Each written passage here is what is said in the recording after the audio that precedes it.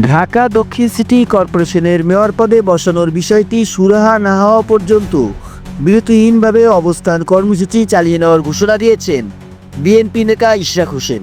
এই যে আমার যে ঢাকা দক্ষিণ সিটি কর্পোরেশনের যে রায় এবং সেটিকে যে পূর্ণাঙ্গভাবে কার্যকর করার জন্য যে বাধাগ্রস্ত করা হচ্ছে, এটার বিরুদ্ধে আমাদের যে আন্দোলন রয়েছে সেটি অবশ্যই চলমান থাকবে।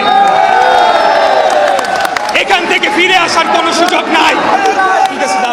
তিনি বলেছেন, এই সময় নিজস্ব তত্ত্বাবধানে জন্ম ও মৃত্যু নিবন্ধন সহ জাতীয় নাগরিক সেবা চালু থাকবে। উন্নয়ন কাজ সহ বাকি সব সেবা বন্ধ থাকবে। আমরা আজকে নতুন করে আন্দোলন বিরতিহীনভাবে আমরা অবস্থান কর্মসূচির ঘোষণা দিচ্ছি। নগর ভবনে আমরা জনগণকে নিয়ে অবস্থান করব। আজ রোববার দুপুর 12:15টার দিকে ঢাকা দক্ষিণ সিটি কর্পোরেশনের প্রধান কার্যালয় নগর ভবনে এসে এসব কথা বলেন ইশরাক হোসেন।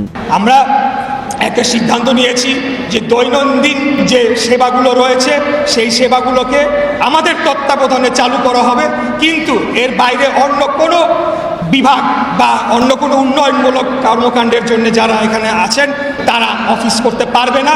এবং আমরাও